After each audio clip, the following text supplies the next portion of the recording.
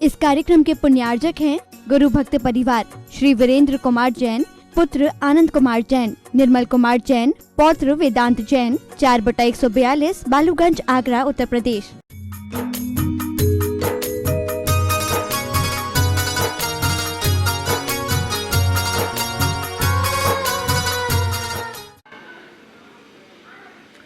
मैं सुखी दुखी मैं रंग राव, मेरे ग्रह गोधन प्रभाव, मेरे सुततिय मैं सबल दीन, बेरूप सुभग मूरख प्रवीण।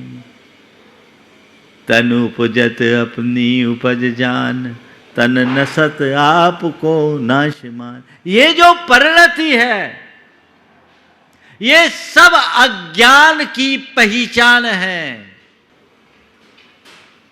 इस अज्ञान से मुक्त होने की जरूरत है।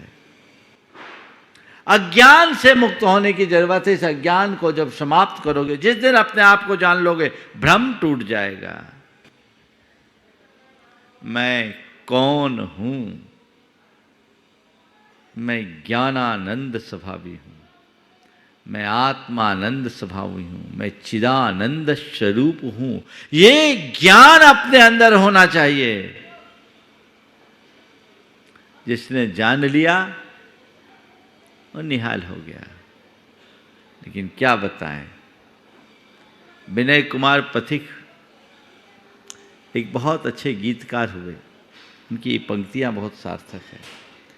अपने घर को देख भांवरे, सुख का जहां खजाना रे, क्यों पर में सुख खोज रहा तू, क्यों पर का दीवाना रे। अपने घर में झांक कर देखो, जहां सुख भरा है, पर फिर भी तुम अभी दरिद्र बने हो, सम्राट होकर के भी भिखारी बने हो। मैंने सुना है एक स्थान पर एक भिखारी भीख मांगते मांगते मर गया। उसके मरने के बाद लोगों ने उस जगह को साफ सूफ करने के लिए उसे खोदा, ठीक ठाक किया। गंदी थी जगह, और 1 फुट खोदा, 1-1.5 फुट नीचे वहाँ एक घड़ा मिल गया जिसमें खजाना था। लोगों ने सोचा कैसा दुर्भाग्य है, काश इसे पता होता कि मैं जहाँ बैठा हूँ उसके नीचे खजाना है, तो इसे भीख मांगने को मजबूर नहीं होना पड़ता। पर यह कैसा दुर्भाग्य कि जिस जगह बैठते हुए बैठे बैठे इसने पूरी जिंदगी भीख मांग कर गुजार दी, उसी स्थान पर खजाना था। ये किसी भिखारी भर की बात नहीं है, सब प्राणी की यही दशा है। तुम सम्राट हो, इसे जानो। फिर जानने के बाद मानो। आत्मज्ञान और आत्मश्रद्धान दोनों बहुत जरूरी है। जान लो तो मान भी लो। जानते तो हैं पर मानते नहीं हैं, क्योंकि मान्यता पुरानी बनी हुई है। उसके संस्कार जो बने हुए हैं, ये बड़ी गड़बड़ी हो जाती है। संत कहते जाना है तो जानने के साथ मानो, बिना माने कल्याण संभव ही नहीं। मैं अगर शुद्ध चेतन आत्मा हूं, ये ज्ञान मुझे है, तो मुझे ये भाव बोध भी होना चाहिए कि मैं अपने अंदर ऐसी श्रद्धा बनाऊं कि मैं ऐसा ही हूं। कई बार ऐसा होता है, लोग जानते हैं और मानने में चूक जाते हैं।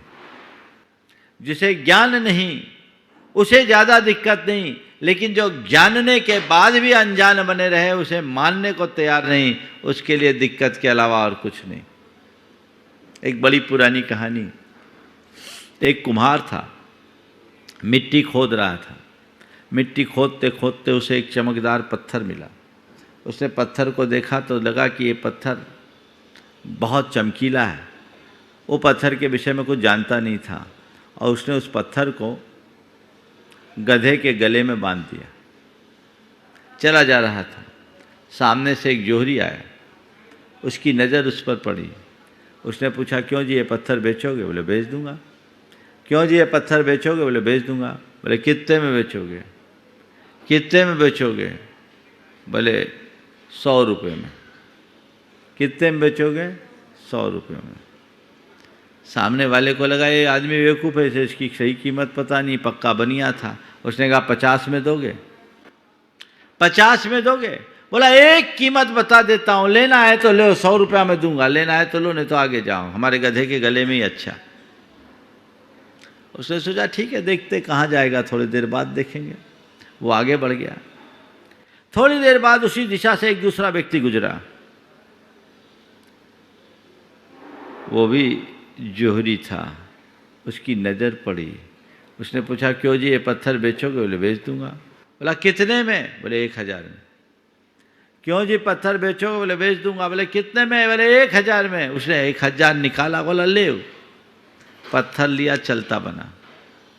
पत्थर लिया, चलता बना। थोड़ी देर बाद पहला वाला आदमी आया, क्यों जी वो पत्थर का क्या हुआ? बोला बेच दिया। बोले कितने में? बोले 1000 में। क्यों जी उस पत्थर का क्या हुआ? बोला बेच दिया। कितने में? बोला 1000 में। बोले अरे तुम तो पागल हो, वो तो करोड़ों का धन था, तुमने 1000 में बेच दिया। उसने कहा भाई साहब, पागल मैं हूं कि तुम? पागल मैं हूं कि तुम? मुझे तो पता नहीं था कि करोड़ों का धन है, फिर भी मैंने 100 रुपया की जगह 1000 पाया। पर तुम्हें ये पता होने के बाद भी एक करोड़ों का धन है, 100 रुपया में महंगा लग रहा था। अंतर क्या हुआ? पहले ने केवल जाना और दूसरे ने जानने के साथ माना। केवल जानने से काम नहीं होगा, जानने के साथ मानो। अपनी मान्यता बदलो, अवधारणा बदलो। इसी का नाम श्रद्धान है और यही सम्यक दर्शन की पहचान है। अंतरंग से मान्यता बदलनी चाहिए। जो मैं जान रहा हूं मानो, उसके लिए नित्य भावना भाव। और फिर एवं ही जीव राया ना दब्बो तह सद्दहे दब्बो। जानना फिर मानना। फिर क्या करना? अपने आप को मान लो, अपने आप को सिद्ध समान मान लो, अपने आप को शुद्ध आत्मा मान लो, इसी में राजी हो जाओ। नहीं तो तम अनुचर दब्बो ये पुनो, उसका अनुचर दब्बो ये पुनो, उसका अनुसरण करो यानी अपनाओ। बगैर अपनाए जीवन का उद्धार नहीं। अपनाओ, अपनाने की कोशिश करो, मार्ग जगाओ। जिसे तुम जानते आए हो, जिसे तुम मानते आए हो, उसे अपनाने के लिए सचेष्ट रहो। प्रायः जानते हैं तो मानते नहीं, और मान भी लें तो अपनाते नहीं। जो है बस बार बार भावना भाकर वैसा महसूस करने की चेष्टा, उसे अपनाने का प्रयास। अगर मैं शुद्ध चेतनात्मा हूं तो मेरी अनुरक्ति आत्मा से होनी चाहिए, जड़ पदार्थों से नहीं।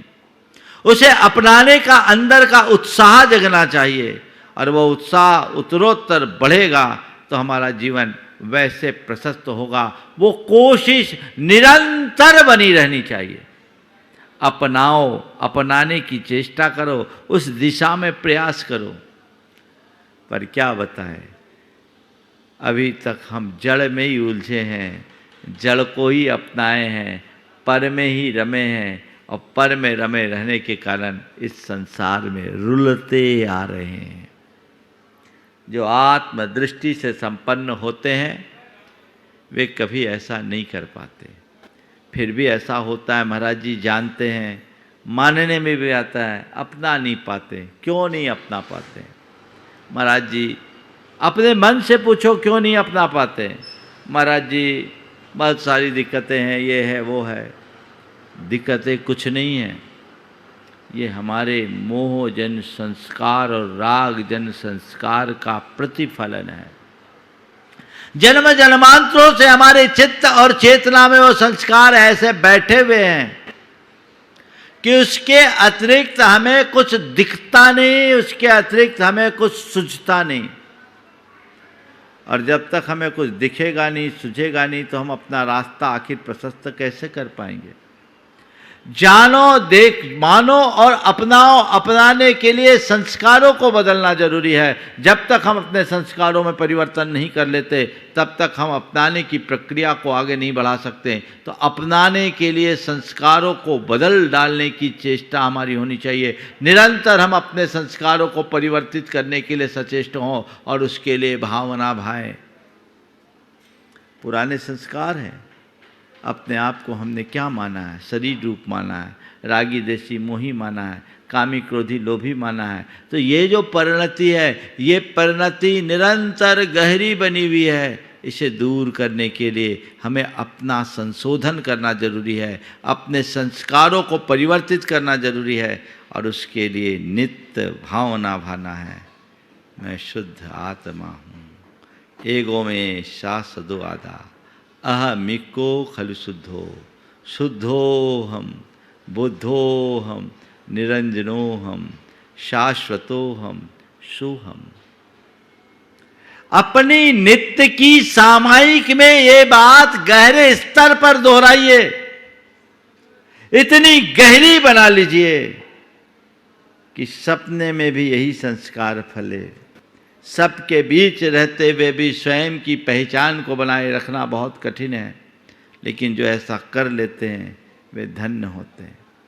जो ऐसा कर लेते हैं वह धन्य होते हैं। तो जानो, मानो, अपनाओ, उसे अपनाने की चेष्टा करो। ये राग जन संस्कार हमारे जितने शिथिल होंगे, हमारे जीवन का पथ उतनी ही शीघ्रता से प्रशस्त होगा। लेकिन लोग अज्ञानता में जी रहे हैं, मोह मूर्छा में जी रहे हैं, उन्हें खुद का ही पता नहीं। जैसे कोई नशे में होता है, उसे अपनी कोई सुध बुध नहीं होती, ऐसी ही संसारी प्राणी की दशा है, उसे खुद का कोई पता नहीं। आप रोज भगवान के सामने विनती करते हैं तो क्या सुनाते हैं?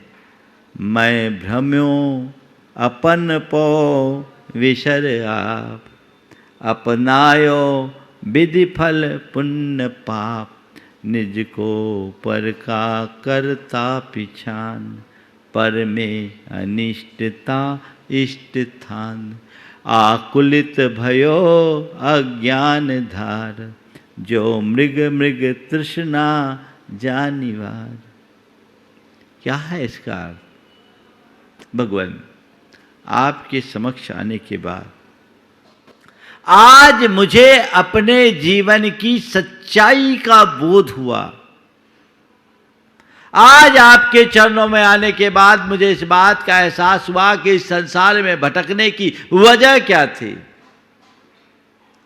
मैं भ्रम्यो अपन पौ विसर आप, अपने स्वरूप को भूलकर मैं इस संसार में भटका हूं। अपने आप को नहीं पहचानने के कारण ही भटका हूं। अपने स्वरूप को भूलकर मैंने कर्म के फल रूप जो पुण्य और पाप है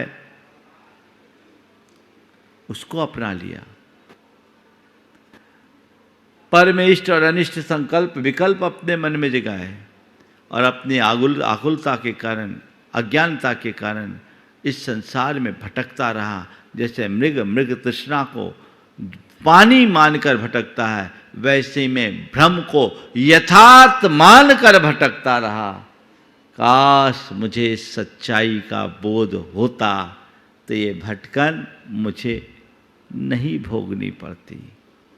बहुत जरूरी है अपने आप को जानना, मानना और उसे अपनाना, तो उपलब्धि अपने आप होगी।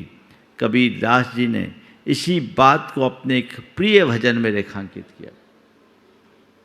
अपन पो आप हो विसरो, अपन पो आप हो विसरो, जैसे श्वान कांच मंदिर मह, भरमते भूखी मरो, वैसे ही गज फटिक शिला मणि दसननियान अरो, अपन पो आप हो विसरो, ज्यों केहरी बपु निरखे कूप जल, ज्यों केहरी बपु निरखे कूप जल, प्रतिमा जान परो। कहत कबीर ललनी के सुगना, तो है कौन पकड़ो, अपन पो आप हो विसरो, अपन पो आप हो विसरो। बहुत सुंदर प्रेरणा, बड़े जीवंत उदाहरणों के साथ वो कहते, जैसे स्वान कांच मंदिर में भरमते भूखी मरो। एक कुत्ता एक कांच के महल में प्रवेश कर गया, ऐसे महल में जिसकी दीवारें, छतें और फर्श सब कांच की, सब तरफ कांच ही कांच, कांच ही कांच। कुत्ता उसमें घुसा तो एक साथ उसे हजारों कुत्ते देखे, जिधर देखे उधर हजारों कुत्ते, क्योंकि कुत्तों का प्रतिबिंब था और उसे इसका पता नहीं था। वो डर गया, और प्राणी की एक विशेषता है, जब डरता है तो सामने वाले को डराने की कोशिश करता है, और डर के मारे वो भौंका, तो जैसे इसने भौंक मारी एक साथ हजारों कुत्ते उस पर टूट पड़े। वो घबरा गया। कहते रात भर वो कुत्ता उसमें रहा, लड़ता रहा। सुबह जब उस महल का द्वार खोला गया, देखा तो पूरा का पूरा छत बिक्षत लहू लुहान कुत्ता पड़ा था। सवाल है, उस कुत्ते को किसने मारा? उस कुत्ते को किसने मारा? वहाँ कुछ ऐसा था क्या जो मारने जैसा हो? उसे किसी ने नहीं मारा, उसके भ्रम ने मारा। काश उस कुत्ते को पता लगता कि ये जो दिख रहा है वास्तविक नहीं है, प्रतिबिंब है। मेरा जो असली स्वरूप है वो मैं हूं, तो उसकी ये दुर्दशा नहीं होती। वैसे ही गज फटिक शिला मणि दसननी आन अरो। इस फटिक मणि की बड़ी सारी शिला, हाथी सामने आया और उसने देखा, उसका प्रतिबिंब दिखा। उसे लगा कि इस शिला के भीतर एक हाथी छिपा हुआ है, और उस हाथी को बाहर निकालने के चक्कर में बार बार वो अपने माथा भिड़ाता रहा, दांत लगाता रहा, और वो भी वहीं छत लहू लुहान हो गया। जो केहरी बपु निरख कूप जल प्रतिमा जान पर। वो खरगोश और शेर की कहानी आप सबको पता है, पूरी कहानी अभी मैं नहीं सुनाऊंगा। तो खरगोश और शेर की वो कहानी, जो खरगोश ने अपनी चतुराई से शेर को कुएं में डलवा दिया। पंचतंत्र की कहानी बहुत प्रसिद्ध कहानी है ना, सब आपको पता होगा। और क्या हुआ, अपने प्रतिबिंब को असली मानकर वो शेर कुएं में छलांग लगा दिया और मर गया। कहत कबीर ललनी के सुगना, तो है कौन पकड़ो, अपन पो आप हो विसरो। तोतों को पकड़ने के लिए बहेलिया लोग ललनी लटकाते हैं। ललनी क्या होता है पता है? रस्सी के फंदे में ऐसा फंदा होता है, उसमें करीब 10-10, 12-12 इंच की लकड़ी होते हैं। वो लकड़ी को ऐसे फंसा दिया जाता है, ये ऐसे लकड़ी फंसी रहती है। अब तोते इस पे आके बैठते हैं। लकड़ी पर बैठने के कारण तोतों के वजन से वो लकड़ी झूल जाती, इस लकड़ी को ललनी बोलते हैं। तो लकड़ी ऐसे झूल जाती नीचे की तरफ, तो तोता उसे और जोर से पकड़ लेता है। उसे डर लगता है कि यदि मैं इसे छोड़ूंगा तो गिर पड़ूंगा। वो जोर से पकड़ लिया, और ये पकड़ ही तोतों के पकड़ का कारण हो जाता है। तोता पकड़ने वाले इसी पकड़ के कारण तोते को पकड़ लेते हैं, ऐसा कहा जाता है। तो कबीर कह रहे हैं, कहत कबीर ललनी के सुगना, तो है कौन पकड़ो। तुम्हें किसने पकड़ा? आज भी वो तोता जान ले कि अनंत आकाश में उड़ान भरने की क्षमता मुझ में अभी भी शेष है। मेरे पंखों में जान है, और उड़ जाए तो उसे कोई नहीं पकड़ सकता। बस यही प्रश्न है, तुझे किसने पकड़ा? तुम खुद पकड़े हो। समझो, जानो और पहचानो कि मैं कितनी उड़ान भर सकता हूं, तो जीवन निहाल होगा, और उसी से हमारे जीवन का पथ प्रशस्त होगा। तो कहत कबीर ललनी के सुगना, तो है कौन पकड़ो। तुम्हें किसी ने पकड़ा नहीं, तुम्हारी पकड़ की वजह तुम खुद हो। तो भ्रम तोड़ो, जब तक भ्रम है तब तक दुख है, और ये संसार है। इस संसार से बाहर निकलने के लिए भ्रम को तोड़ना जरूरी है। जब तक भेद विज्ञान ना हो तब तक जीवन का कल्याण नहीं।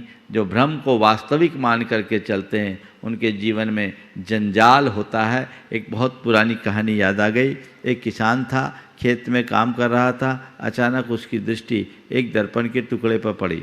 वो चमक रहा था, उसने उठाया, देखा तो उस पर उसका प्रतिबिंब पड़ा। इससे पहले उसने कभी दर्पण देखा नहीं था। अपना प्रतिबिंब देख करके उसे लगा कि स्वर्ग से मेरे पिताजी पधारे। ये दर्पण में और कोई नहीं, ये मेरे पिताजी हैं जो स्वर्ग से आए।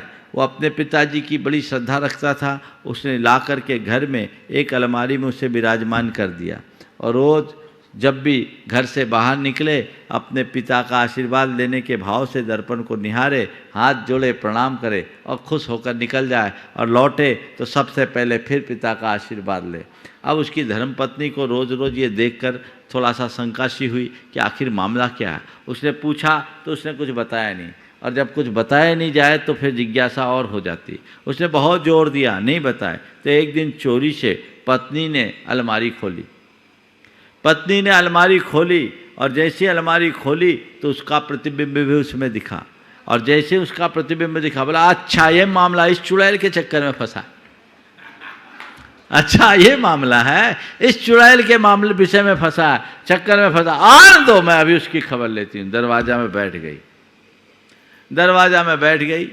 पति खेत से खटकर आया, अंदर जाने को बोला पहले भीतर बाद में जाने को मिलेगा, पहले उस चुड़ैलन को बाहर निकालो। बोले कौन सी चुड़ैल? बोले उसी को जिसे तुम अलमारी में रखे हो। बोले कौन सी चुड़ैल? बोले मैं बोल रही हूँ ना, अब नहीं चलेगा, वो बाहर होगी तब तुम घर में अंदर आ सकते हो। पति ने कहा अरे वहाँ तो कोई चुड़ैल नहीं है, वहाँ तो मेरे पिताजी है स्वर्ग से। बोले कौन तुम्हारे पिताजी? चलो मुझे दिखाओ। मैंने देखा उसमें तो चुड़ैल को बिठा रखे है। अब गया, अलमारी खोली। अब दोनों ने जैसे एक साथ देखा तो दोनों का प्रतिबिंब एक साथ पड़ा। अब दोनों का प्रतिबिंब जब एक साथ उभरा तो उसने कहा मुझे क्या पता कि तुम्हारा बाप भी ऐसे ही बिगड़ा हुआ था। अब उसको हम क्या कहें, है ना, माथा पकड़ करके बैठ गए। ये कहानी काल्पनिक हो सकती है, लेकिन इसका तथ्य यथार्थ है। काश हम जीवन के सत्य को पहचाने और अपने जीवन की दिशा और दशा को सुनिश्चित करें, तो हमारा जीवन धन्य होगा। हम अपने जीवन को सफल और सार्थक बना सकेंगे। तो जानो, मानो, अपनाओ, फिर पाओ।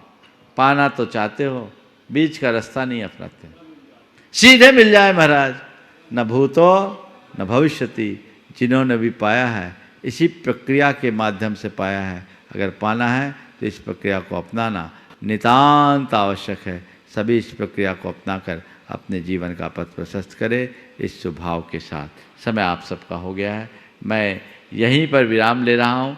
बोलिए परम पूज्य आचार्य गुरुश्री विद्यासागर जी महाराज की जय। बोलो देवादिदेव 1008 श्री भगवान महावीर स्वामी की जय जय जय। अहिंसा परमो धर्म की जय जय जय। परम पूज्य आचार्य गुरुवर श्री विद्यासागर जी महाराज की जय जय जय। गुणायतन प्रणेता शंका समाधान करता भावना युग प्रवर्तक पूज्य मुनिवर श्री प्रमाण सागर जी महाराज की जय जय जय। जीवन सभी जीते हैं, लेकिन जीने का अंदाज सबका अलग अलग होता है। धर्म हमें हमारे जीने का सही रास्ता बताता है। जीवन जीना और जीवन का रस लेना, इन दोनों में बहुत बड़ा अंतर है। जीवन एक पशु भी जी लेता है, लेकिन जीवन का रस केवल वे ही लोग ले पाते हैं जो जीवन के मर्म को समझते हैं, धर्म का आचरण करते हैं। संत कहते हैं तुम्हें यह जीवन मिला है तो मर्म को जानो, मर्म को पहचानो और अपने जीवन में धर्म को आत्मसात करने की कोशिश करो। ज़्यादातर लोग एक भ्रमपूर्ण जीवन जीते हैं और ये भ्रम हमें इस संसार में रुलाता है। 4 बातें आप सबसे मैं कहूँगा: भ्रम, मर्म, कर्म और धर्म। भ्रम संसार के हर प्राणी के साथ है। हर कोई एक भ्रम में जी रहा है। वो भ्रम कई तरीके का है। एक है स्वरूप विषयक भ्रम। सबसे पहला भ्रम, हमें अपने स्वरूप का बोध नहीं। हर प्राणी अपने स्वरूप के संदर्भ में अनेक प्रकार का भ्रम पाल रखा है। हमने अपनी पहचान नाम में, रूप में बना रखी है। हमने अपनी पहचान चीज़ों में बना रखी है। हर प्राणी कल्पनाओं में जीता है। ये स्वरूप विषयक भ्रम है। ये भ्रम जब तक जीवित रहेगा तब तक हम अपने जीवन का उत्थान नहीं कर सकते। विगत दिन मैंने आप सबसे कहा था कि जीवन के यथार्थ को जानने के बाद ही हम अपने जीवन का उद्धार कर सकते हैं। स्वरूप की पहचान हो कि आखिर मैं हूँ कौन। जब तक हम इसे नहीं समझेंगे तब तक हम उलझ करके ही रहेंगे। जैसे एक बच्चा है, सरोवर में प्रतिबिंबित चांद को देखकर वो उसे चांद मान लेता है कि देखो कितना सुंदर चांद आज धरती पर आ गया। जानने की बात केवल इतनी सी है कि चांद वहां दिख रहा है, यथार्थ में चांद वहां है। बोलो, हाँ, दिख रहा है ना, यथार्थ में तो नहीं है। जो इस सच्चाई को जानता वो भ्रमित नहीं होता, और जो इस सच्चाई से अनभिज्ञ वो भ्रमित हो जाता है। वो उसे ही चांद मानकर उसे पकड़ने की चेष्टा करते हैं। संत कहते हैं तुम्हारे साथ भी आज तक यही कुछ होता रहा है। जीवन के यथार्थ से अनभिज्ञ रहने के कारण जो बाहर दिख रहा है तुमने उसे ही सब कुछ माना। यथार्थ में जो है उसकी तरफ तुम्हारी दृष्टि ही नहीं गई। उस यथार्थ को पहचानो कि आखिर में असलियत क्या है, वास्तविकता क्या है, जीवन की सच्चाई क्या है। मैं कौन हूं? ये शरीर नहीं, ये बाहर की चीजें नहीं, ये भ्रम है। जैसे कोई व्यक्ति दूर से ठूंठ को देख करके ही आदमी मान ले तो उसे हम क्या कहेंगे? लेकिन ये भ्रम हो जाता है जब हम दूर से देखते हैं तो ठूंठ दिखता है, उसमें भी हमें किसी व्यक्ति के होने का भ्रम हो जाता है। लेकिन उस भ्रम का निवारण होता है तब जब हम निकट पहुंचते हैं तो या उसे गौर से देखते हैं, नहीं ये व्यक्ति नहीं है, व्यक्ति की मुद्रा इतनी स्थिर नहीं हो सकती, ये कोई ठूंठ ही होना चाहिए। बस ऐसे ही जब तक व्यक्ति अपने स्वरूप की तरफ दृष्टि नहीं रखता, अपनी आत्मा के साथ निकटता नहीं लाता, तब तक उसका भ्रम निवारण नहीं होता। और जब तक ऐसे भ्रम में जीता है तब तक वह संसार में उलझ करके रह जाता है। तो सबसे पहला भ्रम है स्वरूप विषयक भ्रम। दूसरा भ्रम है अस्तित्व विषयक भ्रम, सत्ता विषयक भ्रम। मैंने जान लिया कि मैं एक आत्मा हूं, बाकी मुझसे पृथक जितने हैं वे सब अनात्मी हैं। आत्मा हूं, बाकी सब अनात्मा मुझसे भिन्न है, मुझसे पृथक हैं। लेकिन उनके प्रति भी हमने एक भ्रम पाल लिया उनके स्थायी होने का। वो स्थायी हैं, मुझसे भिन्न है, मेरे पास है, मेरे काम के हैं, टिकाऊ हैं। ये अस्तित्व विषयक, सत्ता विषयक भ्रम है जो जल संयोगों में स्थायित्व की मान्यता हमारे मन में जन्म देती है। ये भ्रम हमारे मन में अहंकार को जन्म देता है, जब मैं आकुल व्याकुल बनाता है। हमारी जो कुछ भी चीज़ें, धन संपत्ति, परिवार परिजन, यहाँ तक कि शरीर जिसका मेरे साथ संबंध जुड़ा हुआ है, ये स्थायी नहीं है, पानी के बुलबुले के समान है, इंद्र धनुष के समान है, चंचल बिजली की भांति है। अभी है, अगले पल रहे या न रहे कोई पता नहीं, क्षण भंगुर है। लेकिन हमारा भ्रम है जो क्षण भंगुर को भी शाश्वत मान करके चलता है। तीसरे प्रकार का भ्रम है संबंध विषयक भ्रम। संबंध विषयक भ्रम मुझसे भिन्न है और उन्हें मैंने अपना मान लिया। अपने आत्मा के स्वरूप को जानना, न जानना स्वरूप विषयक भ्रम।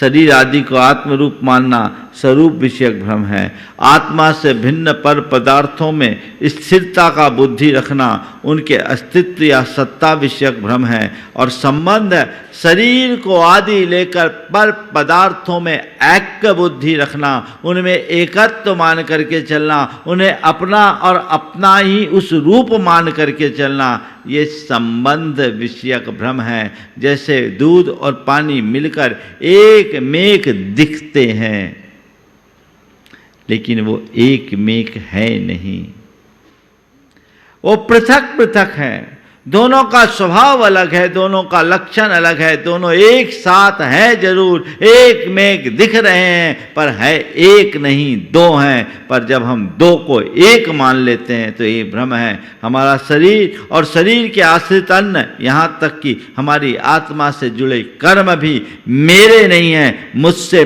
भिन्न है। ये भाव बोध तब तक नहीं होता जब तक ये भ्रम टूटता नहीं। अभी तो हमने सब भ्रम पाल रखा है। ये स्वरूप विषयक, संबंध विषयक भ्रम है। संबंध विषयक इस भ्रम का भी जब तक निवारण नहीं होता तब तक हम अपने जीवन का उत्थान नहीं कर सकते। तो स्वरूप विषयक भ्रम, सत्ता विषयक भ्रम, संबंध विषयक भ्रम, ये भ्रम हमें संसार में उलझाते हैं। इनको हम अपना मान करके चलते हैं तो जीवन में हमेशा उलझ करके रह जाते हैं। हम अपने जीवन के क्रम को जिस प्रकार आगे बढ़ाना चाहिए वैसा बढ़ाने में समर्थ नहीं हो पाते। जब तक इस भ्रम का निवारण नहीं होगा तब तक कल्याण नहीं हो सकता। पर भ्रम का निवारण तभी होगा जब हम जीवन के मर्म को जानेंगे। तो मर्म को पहचानिए, भ्रम को तोड़िए। ये 3 प्रकार के भ्रम की बात की, अभी चौथे की भी बात मैं आप सबसे करूंगा। जब तक इनका निवारण ओम जब तक इनका निवारण नहीं हो तब तक हम अपने जीवन का उत्थान नहीं कर सकते। तो कैसे इनका निवारण हो, इस भ्रम का निवारण कैसे हो? सबसे पहली बात स्वरूप। ये हर पल भावना भाव कि आखिर मैं कौन हूँ, मेरा क्या है, मैं क्या कर रहा हूँ, मुझे क्या करना चाहिए। अपने विषय में सामान्य तौर पर व्यक्ति अपने आप को देखने के लिए, जांचने के लिए, परखने के लिए किसका आलम्बन लेता है? किसका आलम्बन लेता है? सुबह से रोज आप किसको देखते हैं? हाँ, किसको देखते हैं? हाँ, आईना को देखते हैं, है ना। आईना में तुम्हारा ये बाहर का प्रतिबिंब दिखाई पड़ता है ना। आईना में ये बाहर का प्रतिबिंब दिखाई पड़ता है। संत कहते हैं बाहरी प्रतिबिंब को देखने की जगह अंतर के बिंब को देखने की कोशिश करो। तन का प्रतिबिंब ये आईना दिखाता है। यदि हम सच्चे देव शास्त्र गुरु की शरण में जाएं तो हमें अपनी आत्मा का प्रतिबिंब दिख सकता है। उनमें हम अपने आत्मा के स्वरूप के विषय में समझ सकते हैं। आप लोग रोज बोलते हैं जग की नश्वरता का सच्चा दिग्दर्श कराने वाला है। वो बार बार जब हम संपर्क करें तो अपने स्वरूप का बोध होता है, और जैसे ही इस भ्रम का निवारण होता है जीवन की दशा और दिशा बदल जाती है। आज हर व्यक्ति अपने आप को दुखी महसूस करता है, हर व्यक्ति अपने आप को अशांत महसूस करता है, परेशान महसूस करता है। तुम्हारा दुख, अशांति और परेशानी उस क्षण पल में दूर हो जाएगी जब तुम्हें पता लग जाएगा कि इनका मुझसे कोई संबंध ही नहीं है। देखिए भ्रम कैसे उलझाता है, और भ्रम टूटते से, मर्म को जानते ही जीवन कैसे बदलता है। बहुत पुरानी कहानी है। एक शेर का बच्चा जन्म के कुछ क्षण बाद उसकी माँ मर गई। शियारों ने उसे पाला, शियारों के बीच रहा, पला बढ़ा, उनका ही दूध पिया और उनके ही साथ सड़े गले मांस को खाकर के वो बढ़ा। नतीजा वो अपने आप को शियार मानने लगा, शियारों की बोली बोलने लगा और उन जैसा ही व्यवहार उसका होने लगा। उसका शरीर बढ़ गया पर मानसिकता उसकी शियार जैसी ही बनी रही। एक दिन किसी एक शेर की दृष्टि उस पर पड़ी। शेर को देखकर बाकी सब शियार भागने लगे और शियारों के साथ साथ वो शियार पालित शेर भी भागने लगा। शेर को ये देखकर बड़ा अचंभा हुआ कि ये बब्बर शेर, मुझे देखकर तो इसे मुझे चुनौती देनी चाहिए। मेरे सामने ये शियारों जैसा आचरण कर रहा है, ये ठीक नहीं।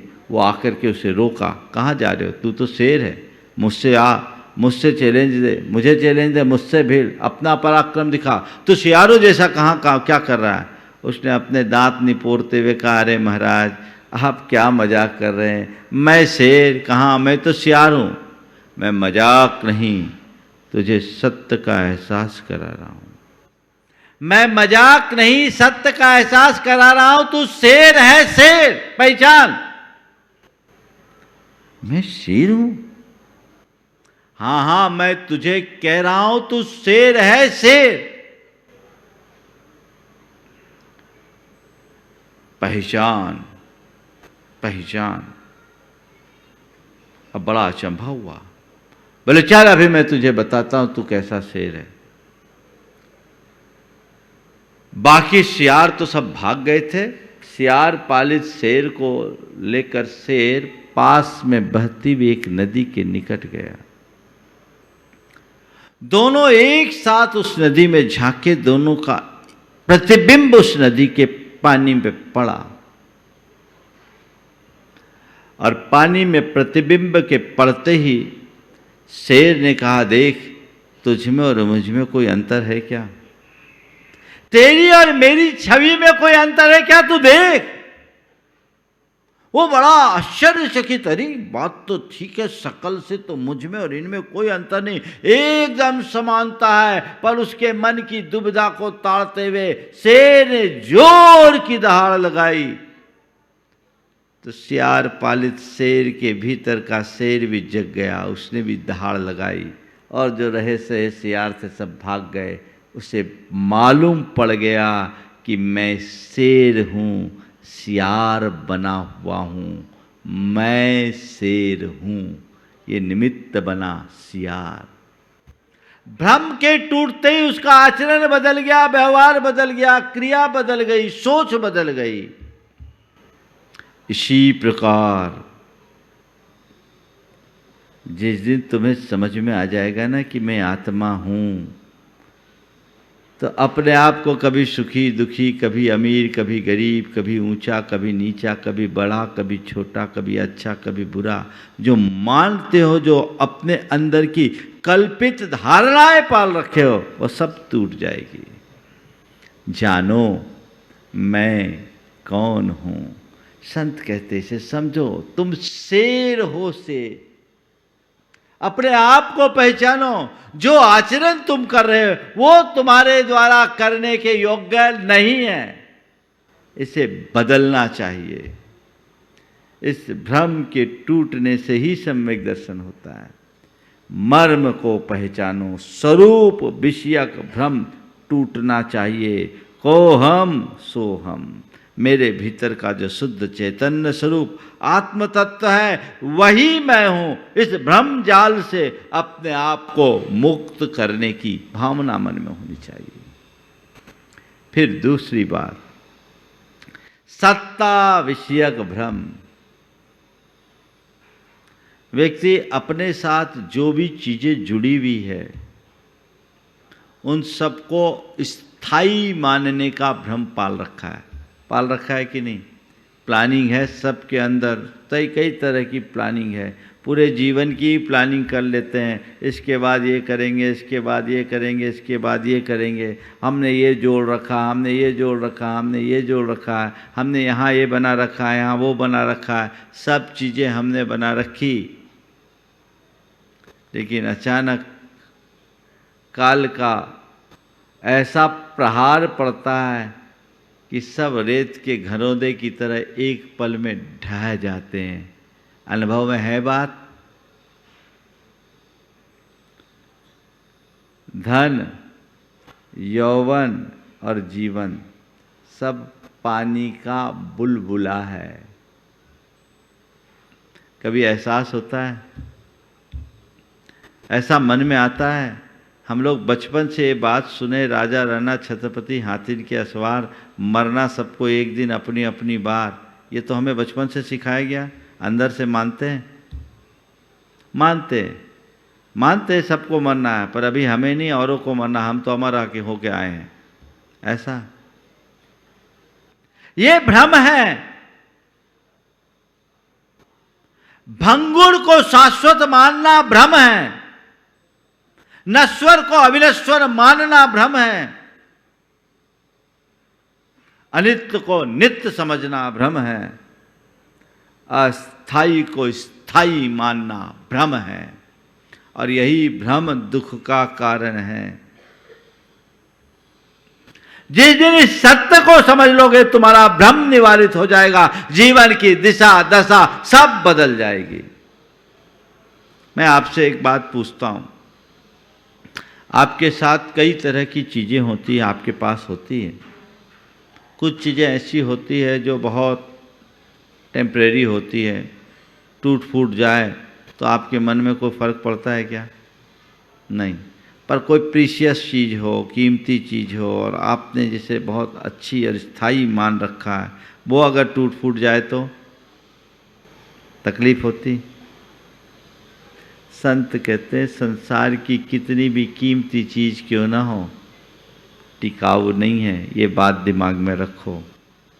आज है कल रहे कोई पता नहीं। ये तो पानी का बुलबुला है, और पानी का बुलबुला कब तक टिकता है? जब तक पानी के सतह के भीतर वायु भरी होती है। हवा निकली, काम खत्म। बस क्यों फूल रहे हो? ये सब हवा है। कब हवा निकले और तुम्हारी हवा खिसक जाए कोई पता नहीं। इसलिए हवा में मत रहो, वास्तविकता को पहचानो। नश्वर को नश्वर मानो, उसे शाश्वत मानने का भ्रम कभी मत पालो। जीवन कभी दुखी नहीं होगा, चाहे कोई व्यक्ति हो, चाहे कोई वस्तु हो। सब क्षण भंगुर है। आज है कल रहे न रहे कोई भरोसा नहीं। इस सत्य को जानने वाला व्यक्ति कभी दुखी नहीं होता।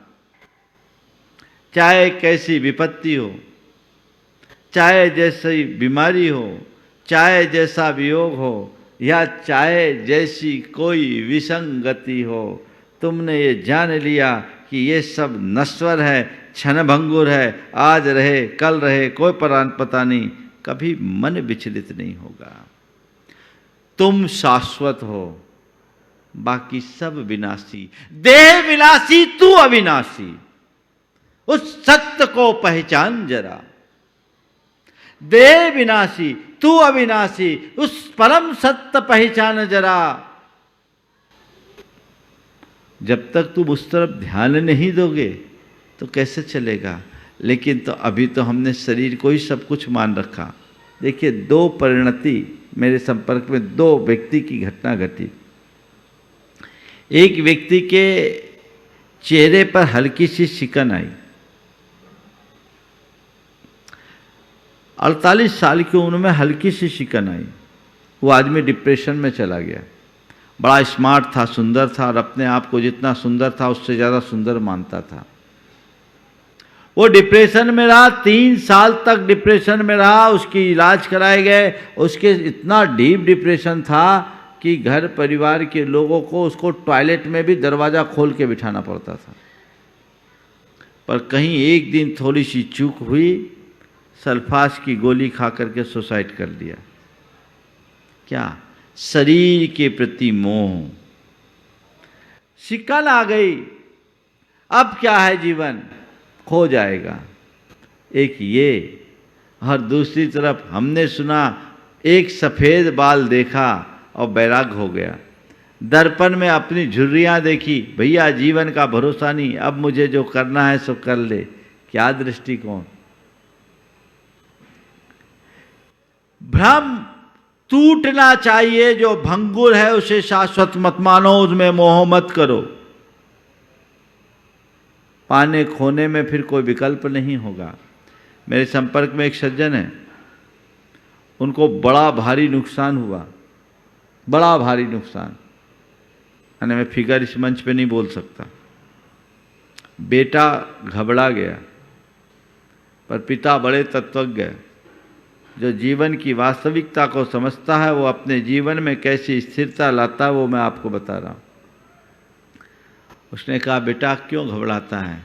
हमने तो पहले दिन पढ़ा है, धन यौवन जीवन जल बुद्बुद समान, रोज हम पूजा में बोलते हैं। ये तो आज है, कल रहे न रहे कोई पता नहीं, ऐसा मान लो यही संयोग था, इतने दिन का था। जब हमने अपना कारोबार शुरू किया था तब भी हमारे पास कुछ नहीं था, आज खो गया तो भी हमारे पास कुछ नहीं है। जो था वो भी मेरा नहीं था, और जो खोया वो भी मेरा नहीं। किस पर हम रोए, किस पर हम गाएं? इस भ्रम को तोड़ना चाहिए। दृष्टि अगर ऐसी जग जाए तो तुम कभी दुखी नहीं हो सकते। जिसके अंतरंग में ऐसी दृष्टि होती है उसको कोई दुखी नहीं बना सकता। समझिए, ये सब भंगुर है। एक छोटा बच्चा बैलून से खेलता है, बैलून से खेलते खेलते अगर वो फूट जाए तो रोता है। रोता है कि नहीं रोता है? पर बड़े क्या बोलते हैं, बेटे कोई बात नहीं, चिंता मत करो, दूसरे आ जाएंगे। ये फुग्गे तो फूटने के लिए होते हैं, दूसरे आ जाएंगे। संत कहते हैं, छोटे फुग्गे फूटने पर तुम बच्चों को समझाते हो, हकीकत में संसार का हर संयोग भी फूट सकता है। क्यों रोते हो? उसे भी फुग्गा मान लो। क्यों रोते हो? ऐसा ही संयोग था। मेरे संपर्क में एक सज्जन, जिनका 25 साल का जवान बेटा, जिसके विवाह के 2 महीने हुए थे, काउंटर पर बैठे बैठे ऐसे चला गया जैसे स्विच ऑफ हुआ। एक झटके में 10 सेकेंड में भी कुछ नहीं लगा, कुछ पता ही नहीं लगा। पर धन है उसके माँ बाप और उसकी धर्मपत्नी भी इसको स्वीकार किया। क्यों? यही तो हम समझते हैं, जीवन का कोई ठिकाना नहीं, पानी का बुलबुला है, आज रहे कल न रहे, उसका इतना ही संयोग था। जो वास्तविकता को जानते हैं, जो मर्म को पहचानते हैं, उनके जीवन में कभी दुख नहीं होता, और जो भ्रम पाल के रहते हैं वे कभी सुखी नहीं होते। ये भ्रम टूटना चाहिए। सब नाशवान हैं, कुछ भी स्थायी नहीं है। अब वो आगे बढ़े और तभी वह देखता है उसका वह खूंटा कुछ दूर उचक कर बहा जा रहा है। यूं ही दिन ढल जाता है, आदमी सो जाता है, प्रभात होता है और वो अपने खूंटे और मुगरी लेकर अपने स्थान पर आ डटता है। यूं ही दिन ढल जाता है, आदमी सो जाता है, प्रभात फूटता है, आदमी अपने खूंटे और मुगरी लेकर उस अपने स्थान पर आ डटता है। उसकी ये चाह है, ध्यान देना, उसकी ये चाह है इस अनंत प्रवाह में उसके खूंटे थमे। उसकी ये चाह है कि इस अनंत प्रवाह में उसके खूंटे थमे और वह अपना तंबू उनके सहारे तान कर आराम से उसमें सोए कि सोया ही रहे। है न जीवन की ये सच्चाई, न भूतो न भविष्यति, ये तो सब चीजें आ रही है जा रही है, इस भ्रम को तोड़ना चाहिए। तीसरा भ्रम संबंध विषयक भ्रम। संबंध विषयक भ्रम, संबंध विषयक भ्रम क्या है?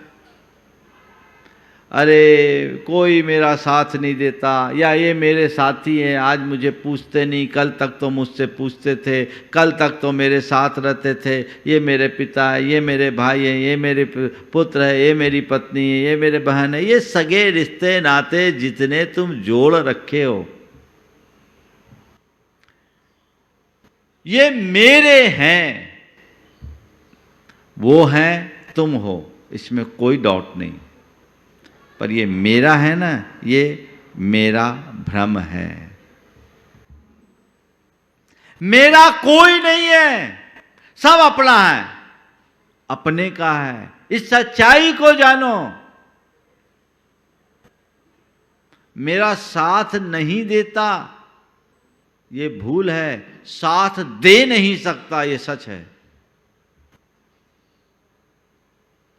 कोई मेरा साथ नहीं देता, साथ देता नहीं है तो छोड़ो, साथ दे भी नहीं सकता। तुम्हारे सिर में दर्द होगा, कोई दबाने को आ सकता, पीला तो तुम्हें ही भोगना पड़ेगा, कष्ट तो तुम्हें ही भोगना पड़ेगा। कौन किसका साथी? सब अपने अपने का है। इस सच्चाई को जो जानता है वो व्यामोह में नहीं फंसता, वो सबके साथ रहता है, अपने में रमता है। सबके साथ रहो, स्वयं में रमो। नदी नाव संयोग है। जैसे ट्रेन में सफर करते समय अनेक लोग रहते, एक ही कंपार्टमेंट में बैठते हैं, गपशप करते हैं, बड़ी प्रगाढ़ता और आत्मीयता आ जाती है, लेकिन जैसे ही सामने वाले का पड़ाव आता है वो अपने स्टेशन पर उतर जाता है, बस थोड़ा बहुत कह दिया, फिर आएंगे दोबारा, फिर मिलेंगे, तय करके काम खत्म। हाँ जरूर, ज़्यादा है तो नंबर शेयर कर लोगे आजकल आप लोग, और क्या करोगे? यही है ना। आपके साथ बहुत मीठी यादें लेके जा रहा हूं, पर जा रहा हूं लेके, रख नहीं पा रहा हूं। एक दिन सबको जाना है, इसलिए संबंधों को में रहो। संबंध रहे, संबंध बनाए रहे, उसमें कोई दिक्कत नहीं है, पर संबंधों में भी बोध हो, बोधपूर्ण संबंध हो। ये नदी नाव संयोग है, हम साथ हैं पर एक नहीं है। चीजें मेरे पास है, मेरी नहीं है, मेरे साथ है, मेरे नहीं है। ये समझ जिसके अंतरंग में विकसित हो जाती है वो कभी दुखी नहीं होता। ठीक है, ऐसा ही योग है। ये संसार का क्रम चलता है, चलते ही रहता है। ऐसी दृष्टि अपने अंतरंग में उद्घाटित करनी चाहिए जो जीवन की दिशा और दशा को बदलने वाली है। और चौथा भ्रम है धर्म विषयक भ्रम। धर्म के संबंध में भी भ्रम है जो बहुत उलझाने वाला है। वो भ्रम क्या है? मैं धर्म करूंगा, मेरे सारे रुके काम चले जाएंगे, ठीक हो जाएंगे। मैं धर्म करूंगा, मेरी सारे दुख दूर हो जाएंगे। मैं धर्म करूंगा, मेरी सारी मुश्किलें ख़त्म हो जाएगी। मैं धर्म करूंगा, मेरी रुकावटें मिट जाएगी। मैं धर्म करूंगा तो बस मैं तर जाऊंगा। ये सब भ्रम है। धर्मी के साथ ये सब हो सकता है, पर धर्म से ये नहीं होगा। मैं बात को रिपीट कर रहा हूं। धर्मी के साथ ऐसा हो सकता है, पर यह धर्म से नहीं होता। बल्कि मैं देखता हूं कि उल्टा धर्मी के ऊपर तो इससे विपरीत असर दिखता है। धर्मी को सबसे ज़्यादा कष्ट होता है, धर्मी के ऊपर सबसे ज़्यादा संकट आते हैं, धर्मियों पर ही उपसर्ग हुए हैं, धर्मियों को ही उपद्रव झेलना पड़ा है। आपने कभी किसी वेश्या पर उपसर्ग सुना? साधुओं और सतियों पर उपसर्ग सुना होगा, वेश्याओं पर नहीं, किसी डाकुओं पर नहीं। ये तो है, धर्मी के जीवन में भी कष्ट आते हैं, धर्मी के जीवन में भी संकट आते हैं, धर्मी के जीवन में भी परेशानियां और मुसीबतें आती है। लेकिन एक धर्मी और अधर्मी में अंतर केवल इतना है कि अधर्मी व्यक्ति मुसीबतों में धर्म का दूसरे बाहरी उपयोग करता है और धर्मी व्यक्ति मुसीबतों की घड़ी में धर्म का अंदर में उपयोग करता है। जो बाहर से धर्म का आलम्बन लेता है वो मन्नतें मानता है, और जो अंदर से धर्म का आलम्बन लेता वो अपनी मान्यता बदलता है। अंतर केवल इतना है। मन्नतें मानने पर तुम्हारा दुख दूर हो कोई गारंटी नहीं, पर मान्यता बदलते ही दुख दूर होगी, इसमें कोई संदेह नहीं। मान्यता के बदलते ही तुम्हारा दुख दूर होगा। मान्यता बदलो, धर्म हमें सही रास्ता बताता, अरे ये सब है ठीक है, तेरा नहीं है, बाहर का संयोग है, कर्म का उदय है, तू तद्रूप है कहाँ, तेरा तो कुछ बिगड़ा ही नहीं। सोच, थोड़ा बचपन को याद करो। जब एक छोटा बच्चा गिरता है और गिरता है तो वो रोने लगता है, कहते कुछ नहीं हुआ बेटा, कुछ नहीं हुआ बेटा, घोड़ा कूदा, चींटी मर गई, चींटी मर गई, इतना ही बोलते हैं ना। तो वो बच्चा अपने सारे चोट को भूल जाता है, भूलता है। हमारा आपका सबका अनुभव है, और आज भी बच्चों को ये बात बोली जाती है और उसको उतना बोलते ही सब दूर हो जाता है। ऐसे ही तत्वज्ञानी समझता है, मैं तो एगो हम शाश्वतो आदा, मैं एक शाश्वत आत्मा हूं, मेरा न तो कुछ बिगाड़ हो सकता है न सुधार हो सकता है, न मुझे मेरा कोई बना सकता है न मिटा सकता है, न मैं कुछ पा सकता हूं न कुछ खो सकता हूं। एक प्रदेश मात्र मेरा इधर से उधर नहीं हो सकता। ये श्रद्धान एक धर्मी के होता है। तो धर्मी चाहे जैसी परिस्थितियां बनती है वो अंदर उपयोग करता है और तत्व ज्ञान से अपने आप को संभाल लेता है, और अधर्मी या अज्ञानी धर्म का उपयोग करेगा, हे भगवान मेटो जी संकट हमारा। अरे भैया तुम तो पहुंच गए मेटो जी संकट हमारा, थोड़ा पारसनाथ भगवान से तो पूछो वो किसके पास गए थे और उनका संकट कितना बड़ा था, तुम्हारे संकट से बड़ा था कि नहीं था? बोलो। 7 दिन तक भयानक उपसर्ग, पर वे टस से मस नहीं हुए, अविचलित बने रहे। क्यों? हमें तुम्हें वो संकटापन्न दिख रहे थे, पर वे तो अपने में डूबे मगन थे, पूर्ण सुरक्षित, क्योंकि उन्हें पता था मुझे तो कोई छू ही नहीं सकता। तो मुझ पर उपसर्ग कहाँ? न मुझे अस्त्र से छेदा जा सकता है, न अग्नि से जलाया जा सकता है, न वायु से सुखाया जा सकता है, न पानी से भिगोया जा सकता है। मैं तो जो हूं सो हूं, मेरे साथ इनका तो कोई नाता ही नहीं है। ये समझ थी, इस समझ के परिणाम स्वरूप पार्श्वनाथ भगवान तो अंदर में उतरे हुए थे। और आज हे भगवान, तो मैं आपसे कहता हूँ, दुख आए तो मन्नतें मानने की जगह मान्यता बदल दो, और मान्यता बदलने का सीधा सा सूत्र है, अपनी धारणा को सही बनाओ, तत्वोन्मुखी बनाओ, भ्रम से मुक्त हो जाओ। ये भ्रम ही मिथ्यात्व है, वो टूटेगा तभी तुम सुखी होगे। जीवन की सच्चाई को समझिए। तो ये 4 प्रकार का भ्रम आज मैंने आप सबको बताया। स्वरूप विषयक भ्रम, सत्ता विषयक भ्रम, संबंध विषयक भ्रम और धर्म विषयक भ्रम। ये चारों प्रकार के भ्रम का जब निवारण होगा, तब कहीं जाकर हम अपने जीवन का मार्ग प्रशस्त कर पाएंगे और जीवन का आनंद ले पाएंगे। मर्म बोध से हम भ्रम का निवारण करते हैं, और जैसे ही मर्म का बोध होता है, कर्म बदल जाते हैं, तो कर्म बदलने से ही हमारा धर्म सुधरता है। हम धर्म के शाश्वत स्वरूप को समझें, जीवन की सच्चाई को जानें, तदनुरूप अपना व्यवहार करे। इसी शुभ भाव के साथ समय आप सबका हो गया है। यहीं पर विराम। बोलिए परम पूज आचार्य गुरुवर श्री विद्यासागर जी महाराज। इस कार्यक्रम के पुण्यार्जक थे गुरु भक्त परिवार श्री वीरेंद्र कुमार जैन, पुत्र आनंद कुमार जैन, निर्मल कुमार जैन, पौत्र वेदांत जैन, 4/142 बालूगंज, आगरा, उत्तर प्रदेश।